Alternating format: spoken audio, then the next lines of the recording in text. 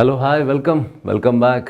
మనం 9th class chemical equilibrium chapter mains model worksheet number 4 discuss చేస్తున్నాం. అందులో question number 1 నుంచి 20 వరకు డిస్కస్ చేశాను. ఇప్పుడు ఈ వీడియోలో నెక్స్ట్ క్వశ్చన్ చూడబోతున్నాం.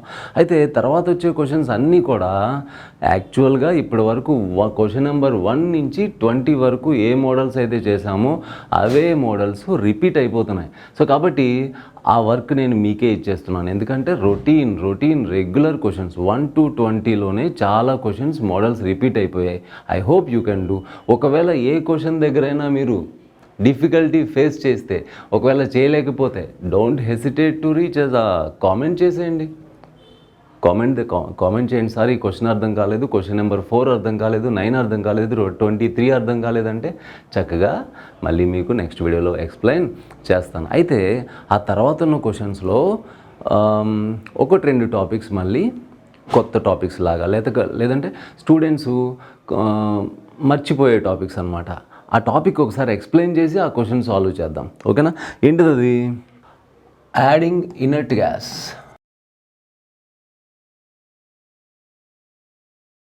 Adding inert gas to equilibrium.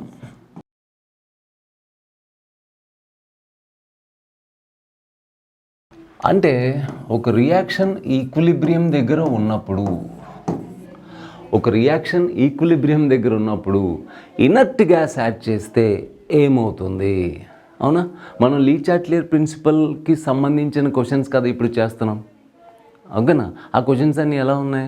ఒక రియాక్షన్ ఈక్విలిబ్రియం దగ్గర ఉన్నప్పుడు టెంపరేచర్ పెంచితే ఏమవుతుంది, తగ్గిస్తే ఏమవుతుంది? లేకపోతే ఒక రియాక్షన్ ఈక్విలిబ్రియం దగ్గర ఉన్నప్పుడు ప్రెషర్ పెంచితే ఏమవుతుంది, ప్రెషర్ తగ్గిస్తే ఏమవుతుంది? వాల్యూమ్ పెంచితే ఏమవుతుంది, వాల్యూమ్ తగ్గిస్తే ఏమవుతుంది? రియాక్టెంట్ కన్సంట్రేషన్ పెంచితే ఏమవుతుంది, తగ్గిస్తే ఏమవుతుంది? ప్రొడక్ట్ కన్సంట్రేషన్ పెంచితే ఏమవుతుంది, తగ్గిస్తే ఏమవుతుంది? ఇది కదా we are studying factors affecting equilibrium. అవునా? అందులోనే one of the important factor ఏంటది? ఒక రియాక్షన్ ఈక్విలిబ్రియం దగ్గర ఉన్నప్పుడు ఇనర్ట్ గ్యాస్ యాడ్ చేస్తే ఏమవుతుంది? ఇనర్ట్ గ్యాస్ తెలుసుగా మీకు. Helium, neon, organ, krypton, xenon periodic టేబుల్లో 18th గ్రూప్ ఎలిమెంట్స్ అంటారు ఇనర్ట్ గ్యాసెస్. అంటే ఆ గ్యాస్ మాలిక్యూల్స్ ఎవరితోనూ అంత ఈజీగా రియాక్ట్ కావన్నమాట. అవునా? ఇనర్ట్ గ్యాస్ నైట్రోజన్ కూడా ఇనర్ట్ గ్యాస్ లిస్ట్లో పెట్టచ్చు మనం. N2 మాలిక్యూల్ కూడా స్టేబులే. అయితే ఇప్పుడు మనం ఏం డిస్కస్ చేస్తున్నాం? Adding inert gas to the equilibrium. ఒక రియాక్షన్ ఈక్విలిబ్రియం దగ్గర ఉన్నప్పుడు ఇనర్ట్ గ్యాస్ యాడ్ చేస్తే ఏమవుతుంది? See generally it can be of 2 types. ఈ కండిషన్ని నేను 2 విధాలుగా క్లాసిఫై చేస్తాను. ఒకటి, adding inert gas at constant pressure.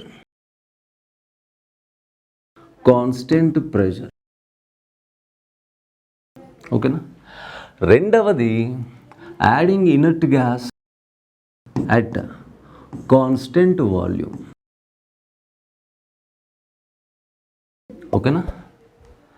2 conditions. ఒకటి, ఒక రియాక్షన్ ఈక్విలిబ్రియం దగ్గర ఉన్నప్పుడు ఇనర్ట్ గ్యాస్ యాడ్ చేస్తున్నాం. ఇప్పుడు కాన్స్టెంట్ ప్రెషర్ దగ్గర యాడ్ చేస్తున్నాం, లేదా కాన్స్టెంట్ వాల్యూమ్ దగ్గర యాడ్ చేస్తున్నాం. ఇప్పుడు ఒక విషయం గుర్తుపెట్టేసుకోండి. ఏంటి అంటే adding inert gas to equilibrium reaction or the reaction at equilibrium at constant volume has no effect on equilibrium. ఎందుకో నేను ప్రూవ్ చేస్తాను, ఒకసారి ఎక్స్ప్లెయిన్ చేసి గుర్తు చేస్తాను మీకు. కానీ మీకు ఫైనల్గా గుర్తుండాల్సింది ఏంటి? ఒక ఇనర్ట్ గ్యాస్ని ఈక్విలిబ్రియంకి యాడ్ చేస్తున్నాం. ఎప్పుడు? కాన్స్టెంట్ వాల్యూమ్ దగ్గర. Then no effect. Constant volume దగ్గర ఇనర్ట్ గ్యాస్ యాడ్ చేస్తే ఈక్విలిబ్రియం ఫార్వర్డ్ షిఫ్ట్ అవ్వదు, బ్యాక్వర్డ్ షిఫ్ట్ అవ్వదు, అలానే ఉంటుంది. ఓకేనా? మరి what happens if you add inert gas at constant pressure? ఇప్పుడు దీనిలో మొత్తం 3 కేసెస్ ఉన్నాయనుకుందాం. ఓకేనా? ఏంటి? ఒకటి, delta NG is equal to positive.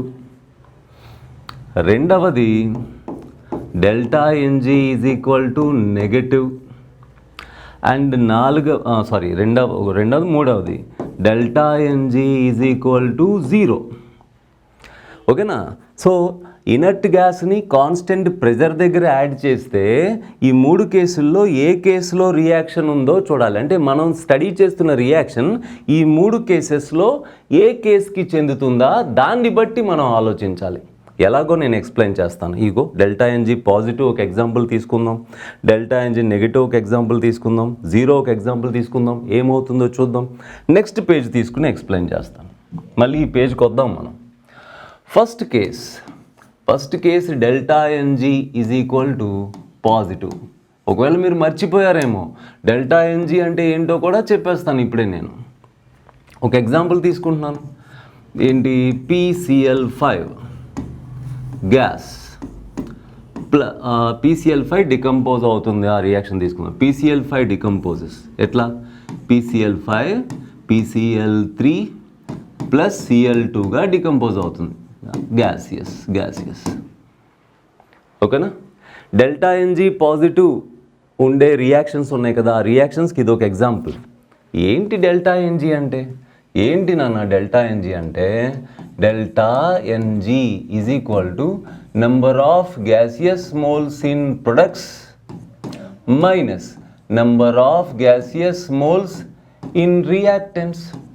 అంటే ప్రొడక్ట్స్లో ఉన్న గ్యాసియస్ మోల్స్ లేదా గ్యాస్ మాలిక్యూల్స్ మైనస్ రియాక్టెంట్స్లో ఉన్న గ్యాస్ మాలిక్యూల్స్, దాన్నే డెల్టా ఎన్జీ అంటాం. అది పాజిటివ్ రావాలంటే ఎట్లా? ప్రొడక్ట్స్లో గ్యాస్ మాలిక్యూల్స్ ఎక్కువ ఉంటాయి మైనస్ రియాక్టెంట్స్లో గ్యాస్ మాలిక్యూల్స్ తక్కువ ఉంటాయి. అప్పుడే కదా products gas moles minus reactant gas moles చేసినప్పుడు డెల్టా ఎన్జీ పాజిటివ్ వస్తుంది. అంతే. సో డెల్టా ఎన్జీ అంటే ఏంటి? Number of gaseous moles in the products minus number of gaseous moles in the reactants. సరేనా? Yes sir. దీనివల్ల ఏమవుతుంది? ఫర్ సపోజ్ ఇనీషియల్గా సరే ఏ 1 మోలో తీసుకుందాం. ఇది 1 మోల్ ఉందో అనుకోండి. ఫర్ సపోజ్ ఇనీషియల్గా ఇది లేదు. ఈక్విలిబ్రియం వచ్చే సమయానికి ఏమవుతుంది? అట్ ఈక్విలిబ్రియం ఈ 1 మోల్లోంచి ఆల్ఫా ఖర్చు అవుతుంది, 1 మైనస్ ఆల్ఫా మిగులుతుంది. ఇది ఆల్ఫా వస్తుంది. గుర్తుందా? 1 మోల్లోంచి ఆల్ఫా ఖర్చు అయింది అనుకోండి, ఆల్ఫా మోల్స్ ఖర్చు అయ్యాయి అనుకోండి, ఇది ఆల్ఫా వస్తుంది. సో ఈక్విలిబ్రియం దగ్గర PCl5 moles, PCl3 moles, Cl2 moles ఉన్నాయి. కానీ మనకు మోల్స్ కాదు కదా, మొలారిటీ కావాలి. అప్పుడు డివైడెడ్ బై వాల్యూమ్. గుర్తుందా? నెంబర్ ఆఫ్ మోల్స్ని వాల్యూమ్ ఇన్ లీటర్స్తో డివైడ్ చేస్తే మొలారిటీ వస్తుంది. ఓకేనా?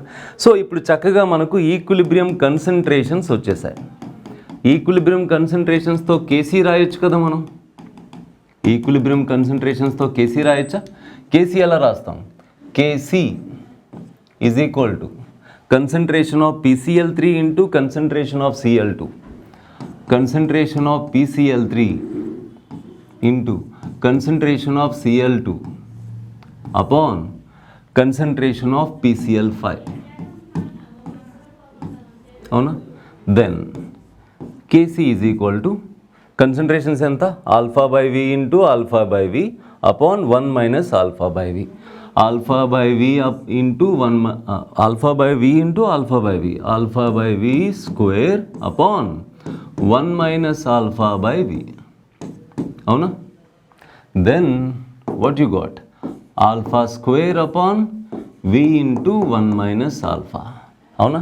ఇప్పుడు కొంచెం జాగ్రత్తగా గమనించండి ఏం జరుగుతుంది ఇక్కడ. కేసీ ఎక్స్ప్రెషన్ మీరు నోటీస్ చేస్తే ఈ కేసీ ఎక్స్ప్రెషన్లో వాల్యూమ్ డినామినేటర్లో ఉంది. నోటీస్ చేశారా? కేసీ ఏమొచ్చింది? Alpha square upon V into 1 minus alpha వచ్చింది.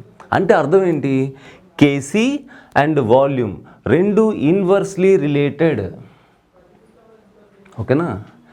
ఇప్పుడు ఒక విషయం గుర్తు చేసుకోండి. ఏంటంటే మనం ఇనర్ట్ గ్యాస్ యాడ్ చేస్తే ఇనర్ట్ గ్యాస్ ఎవరితోనూ రియాక్ట్ అవ్వదు. మరి ఏమవుతుంది ఇనర్ట్ గ్యాస్ యాడ్ చేయడం వల్ల? ఇనర్ట్ గ్యాస్ యాడ్ చేయడం వల్ల వాల్యూమ్ పెరుగుతుంది, అంతే. ఓకేనా? ఇప్పుడు వాల్యూమ్ పెరిగితే వాల్యూమ్ కేసీ ఇన్వర్స్లీ రిలేటెడ్గా ఉన్నాయి కాబట్టి వాల్యూమ్ పెరిగితే కేసీ తగ్గిపోయే ప్రమాదం ఉంది. మరి టెంపరేచర్ మారినంత వరకు కేసీ మారకూడదు కదా. అందుకని ఈక్విలిబ్రియం ఏం చేస్తుంది, వాల్యూమ్ పెరుగుతుంటే తగ్గిపోతున్న కేసీని పెంచి కాపాడి కాన్స్టెంట్గా ఉంచడం కోసం ఫార్వర్డ్ స్పీడ్గా జరిగిపోతుంటుంది. ఎందుకని కేసీ పెరగాలంటే ఫార్వర్డ్ బాగా జరగాలి కదా, అందుకోసం అనమాట. సో అందుకే మనం ఎప్పుడైతే డెల్టా ఎన్జీ పాజిటివ్ రియాక్షన్స్ ఉంటాయో, డెల్టా ఎన్జీ పాజిటివ్గా ఉండే రియాక్షన్స్ ఉంటాయో, మనం ఇనర్ట్ గ్యాస్ యాడ్ చేస్తే వాల్యూమ్ పెరిగిపోతుంది. వాల్యూమ్ పెరిగిపోతే కేసీ తగ్గిపోవాలి కదా. మరి ఈక్విలిబ్రియం ఏం చేస్తుంది, కేసీ టెంపరేచర్ మారినంత వరకు కేసీ మారకూడదు కదా. సో ఆ తగ్గిపోతున్న కేసీని పెంచి కాన్స్టెంట్గా ఉంచాలంటే ఎప్పటికప్పుడు ఫార్వర్డ్ స్పీడ్ పెరిగిపోతుంది అనమాట. సో ఏమనుకోవచ్చు, సో ఒకసారి వెనక్కి వచ్చేస్తే for delta NG positive, delta NG adding inert gas to equilibrium at constant pressure, delta NG positive favours forward. అవునా? మరి డెల్టా ఎన్జీ పాజిటివ్ ఉన్నప్పుడు ఫేవర్స్ ఫార్వర్డ్ అయితే, డెల్టా ఎన్జీ నెగిటివ్ ఉంటే ఫేవర్స్ బ్యాక్వర్డ్. అంతేనా sir? Delta NG negative ఉండే reactions example చెప్పొచ్చు కదా sir అంటే, మళ్ళీ కొత్తగా చెప్పడం ఎందుకు? డెల్టా ఎన్జీ నెగిటివ్ అంటే ఈ రియాక్షన్ని ఫ్లిప్ చేసి రాసేయచ్చు కదా. అప్పుడు రైట్ సైడ్ 1 మోల్ ఉంటే లెఫ్ట్ సైడ్ 2 మోల్స్ ఉంటాయి. అప్పుడు 1 - 2 అంటే -1, డెల్టా ఎన్జీ నెగిటివ్లో వస్తుంది. సో కేసీ రాస్తే ఈ వాల్యూమ్ పైన వస్తుంది, అంటే కేసీ వాల్యూమ్ డైరెక్ట్లీ ప్రపోర్షనల్. అప్పుడు ఇనర్ట్ గ్యాస్ యాడ్ చేయడం వల్ల వాల్యూమ్ పెరిగిపోతుంది. డైరెక్ట్లీ ప్రపోర్షనల్గా ఉంటే వాల్యూమ్ పెరిగిపోతే కేసీ కూడా పెరిగిపోతుంది. కేసీ పెరగకూడదు కదా, కేసీ మారకూడదు కదా. పెరిగిపోతున్న కేసీని వెనక్కి లాగి కాన్స్టెంట్గా ఉంచాలంటే బ్యాక్వర్డ్ బాగా జరగాలి. సో సింపుల్, మీకు అర్థమైంది అనుకుంటాను. బట్ అర్థమైన తర్వాత కూడా మీరు ఇది గుర్తుపెట్టుకోవాల్సిందే, ఫాస్ట్గా ప్రాబ్లమ్ సాల్వ్ చేయాలంటే. ఓకేనా? సో డెల్టా ఎన్జీ పాజిటివ్ అయితే favours forward, delta NG negative అయితే favours backward, and delta NG 0 అయితే అన్చేంజ్డ్ లేదా నో ఎఫెక్ట్. అంటే అర్థమైంది, ఇనర్ట్ గ్యాస్ యాడ్ చేసాం, కాన్స్టెంట్ ప్రెజర్ దగ్గరే యాడ్ చేసాం, కానీ ఆ రియాక్షన్లో డెల్టా ఎన్జీ 0 అంటే నో ఎఫెక్ట్. ఎందుకని? డెల్టా ఎన్జీ 0 అంటే ఒక ఎగ్జాంపుల్ ఇక్కడ చెప్తాను చూడండి. దీనికి ఒక ఎగ్జాంపుల్ చెప్తాను. H2 + I2 reversible 2HI. ఇప్పుడేంటి, H2 gas, I2 gas, HI. దీనికి డెల్టా ఎన్జీ చెప్పండి. డెల్టా ఎన్జీ అంటే number of gaseous moles in the products minus number of gaseous moles in the reactants. ప్రొడక్ట్స్లో గ్యాస్ మోల్స్ ఎన్ని ఉన్నాయి? 2 minus రియాక్టెన్స్లో ఎన్ని ఉన్నాయి? 1 + 1 2, 2 - 2 0. ఇప్పుడు మనం కేసీ రాసిన ఏమవుతుంది? Products concentration square. ఆ రియాక్షన్ కేసీ రాయినా నేను, ఇదిగో చూడండి, H2 + I2 రివర్సిబుల్ 2HI. అవునా? గ్యాసియస్ కేసీ రాద్దామా? KC is equal to HI concentration, ప్రొడక్ట్స్లో HI ఉంది చూడండి, raise to the power of coefficient 2 upon H2 concentration into I2 concentration. అంతేనా? Yes. For suppose HI concentration ఎలా రాద్దాం? Number of moles of HI upon V square upon number of moles of H2 upon V into number of moles of I2 upon V. Concentration number of, మళ్ళీ చెప్తున్నాను, number of మోల్స్ని వాల్యూమ్తో divide చేస్తే, total number of మోల్స్ని volume in లీటర్స్తో divide చేస్తే molarity అయిపోతుంది. So then ఇగో V స్క్వేర్ క్యాన్సిల్ అయిపోయాయి కదా. అంటే కేసీ ఎక్స్ప్రెషన్లో వాల్యూమ్ లేనే లేదు. అంటే ఇనర్ట్ గ్యాస్ యాడ్ చేయడం వల్ల వాల్యూమ్ పెరుగుతుంది, కానీ ఈ ఎగ్జాంపుల్లో volume is not going to change the KC, not going to effect the KC. So కాబట్టి adding inert gas at constant pressure for this kind of reaction అంటే ఏ kind? The reaction in which delta Ng is 0 has no effect. ఓకేనా? ఇది ఒకటి గుర్తుపెట్టుకుంటే చాలు. ఓకేనా? ఇప్పుడు దీని మీద ఒక ఎగ్జాంపుల్ ప్రాబ్లం చేయిస్తాను మీ చేత.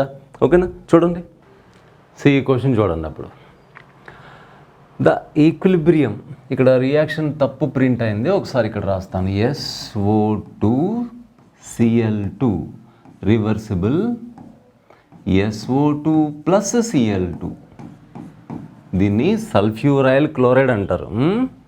ఇది గ్యాస్ అనుకుందాం, ఇవి కూడా గ్యాసెస్ అనుకుందాం, సరేనా? ఎస్, ఇలా రియాక్షన్ ఉంది. ఇప్పుడు ఈ రియాక్షన్ కంటే ఏం చేశాడు మనోడు? Equilibrium attained at 25 degrees Celsius. 25 degrees Celsius దగ్గర ఈక్విలిబ్రియం వచ్చేసిందంట. ఈ రివర్సిబుల్ రియాక్షన్కి ఈక్విలిబ్రియం వచ్చేసింది ఈ టెంపరేచర్ దగ్గర. ఇందులో ఇన్ ఏ క్లోజ్డ్ కంటైనర్, ఇది కదా ఇంపార్టెంట్ ఇక్కడ, ఇన్ ఏ క్లోజ్డ్ కంటైనర్, ఓకేనా? And inert gas helium is introduced, ఓకేనా? First of all closed container అనగానే మనకి ఏం అర్థం అవ్వాలి? Container close, container close. మనం ఇనర్ట్ గ్యాస్ యాడ్ చేసినా సరే చేంజ్ ఇన్ వాల్యూమ్ 0 కదా, వాల్యూమ్ చేంజ్ అవ్వదు, అవునా? అప్పుడు ఇందాకే చెప్పాను కదా నేను, కాన్స్టెంట్ వాల్యూమ్ దగ్గర ఇనర్ట్ గ్యాస్ యాడ్ చేస్తే ఈక్విలిబ్రియం హ్యావ్ నో ఎఫెక్ట్, ఓకేనా? కాన్స్టెంట్ వాల్యూమ్ దగ్గర ఇనర్ట్ గ్యాస్ యాడ్ చేస్తే రివర్సిబుల్ రియాక్షన్ ఫార్వర్డ్ షిఫ్ట్ అవ్వదు, బ్యాక్వర్డ్ షిఫ్ట్ అవ్వదు. ఎక్కడ ఈక్విలిబ్రియం అక్కడే ఉంటుంది. అంటే more chlorine formed wrong, concentration of SO2 reduced wrong, more SO2 Cl2 formed wrong, concentration of SO2 SO2 and Cl2 does not change, ఇది correct కదా? Yes, చూసుకోండి. అలానే ఈ క్వశ్చన్ కూడా చూడండి. In a vessel containing SO3 SO2 and O2, 3 gases ఉన్నాయి ఒక వెజల్లో at equilibrium. Some helium gas is introduced, అంటే ఇనర్ట్ గ్యాస్ యాడ్ చేశారు. So that total pressure increases, అంటే ప్రెషర్ చేంజ్ అవుతుంది, while temperature and volume remain constant, volume remain constant, volume remain constant కదా? According to the Le Chatelier principle, dissociation of SO3 dissociation ఏమవుతుంది? SO3 ఇలా dissociate అవుతుంది, SO2 plus O2గా balance చేద్దాం, 2 2 అలా రాసాం, ఓకేనా? సో యాక్చువల్గా ఇదే కేటగిరీ, ఈ కేటగిరీ ఏంటంటే జనరల్గా delta NG positive category. But still ఒక రియాక్షన్ ఈక్విలిబ్రియం దగ్గర ఉన్నప్పుడు కాన్స్టెంట్ వాల్యూమ్ దగ్గర ఇనర్ట్ గ్యాస్ యాడ్ చేస్తే equilibrium has no effect. Again అదే ఆన్సర్. ఇప్పుడు ఏమవుతుంది? డిసోసియేషన్ ఆఫ్ SO3 ఏమవుతుంది? ఇంక్రీజ్ అవుతుందా? నో. డిక్రీజ్ అవుతుందా? నో. రిమైన్స్ అన్ఎఫెక్టెడ్, ఓకేనా? కాన్స్టెంట్ వాల్యూమ్ దగ్గర ఇనర్ట్ గ్యాస్ యాడ్ చేస్తే ఈక్విలిబ్రియం హ్యాస్ నో ఎఫెక్ట్, అంటే రియాక్షన్ ఫార్వర్డ్ కానీ బ్యాక్వర్డ్ కానీ షిఫ్ట్ అవ్వదు.